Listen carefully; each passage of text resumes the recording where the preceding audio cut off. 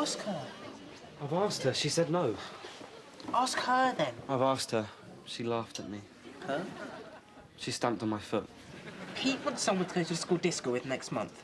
And apparently I'm the wrong sex. Frankie, we both knew there'd come a time when us going to the school disco together would look weird. That moment came 3 years ago, and I finally decided to do something about it. So, what's the problem? He still hasn't found a girl short-sighted or insane enough to go with him. I just don't make a good first impression. You don't make a good second or third impression either. I know, but if I don't make a good first impression, how can I ever show a girl I don't make a good second or third impression? It's a problem. I paid good money to find a girl who'd go out with me. How much good money? At least 2 weeks' pocket money. That's what, 20 quid? I suppose. But why'd you... Oh, no, Josh. Call me Cupid. Cupid Barker, PLC. Don't get me wrong. Boyfriends are great, but they're boys, aren't they? Tell me about it. I mean, Zach never wants to come shopping. He'd always much rather watch football. Doesn't even pretend to share any of my interests. They're such cavemen. Afternoon, ladies. Hi, Mel. Hi, caveman.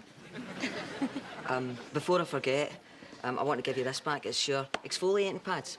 Do you know, they smoothed and cleansed my skin so well that I went cosmetic shopping last night and I got myself some. Anyway, sorry to interrupt.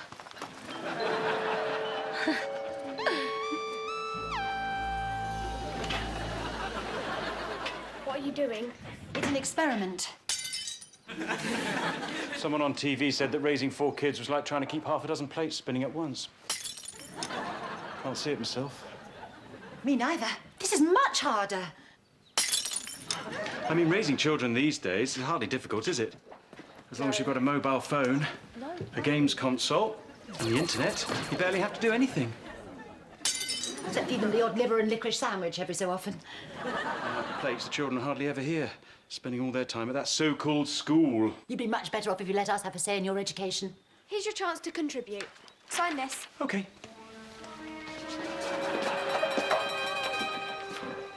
Hang on. What am I signing? It's just to say that you've seen this, my school report. And that as my legal, highly responsible guardians, you have read and digested the information therein. All A's. You're boringly consistent, aren't you? That's not my fault. Mrs. Hardman's test questions are so predictable. If only she'd work a bit harder, then maybe she'd make her students work a bit harder too. Ooh. Did you hear that, Brian? Mrs. Hardman's lazy. Oh, that's terrible. But look, there's a space here for comments. We should make some. Good idea. It would be good if Mrs. Hardman stopped being so lazy. And get off a fat bottom. Very good, Brian. And actually make more of an effort to teach the children in her class some interesting educational factoids, rather than lazing around all day like a giant drooling Trilovian moon slug with a bad taste in handbags. Well, yes, well, at least our daughter, Lucy Barker, thinks so. Classy Mates, the romantic introduction agency. Matches made, dates arranged, satisfaction guaranteed. For full details, go to classymates.com. Says it all. Mrs. Hardman, here's the parental receipt for my report card.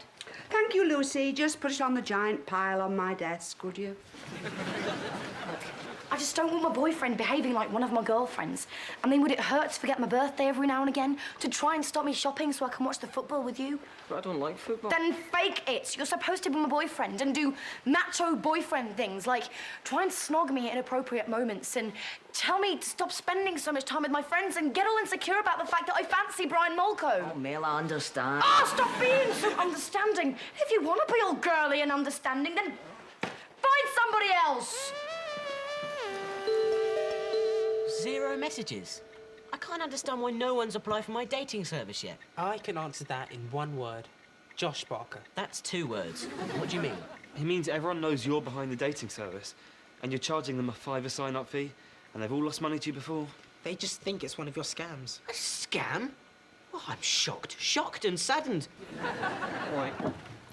Everyone, I'm Josh Barker, and while it is true that I am involved in the running of Classy Mates, I can assure you that it's not a scam, but a genuine service. And to prove it works, I'm going to get a date for Pete. Tonight. Josh, And you only have to pay me if I get you a date. I'm in. Now all you've got to do is actually find a girl who'll go out with him. Yeah.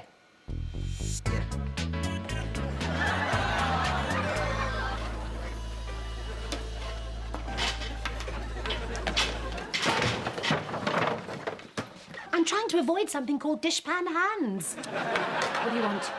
You go on a date tonight with Pete, morphed as a 15-year-old girl. All the real ones just laughed in my face. Date Pete for one tub. Dream on. What should I wear?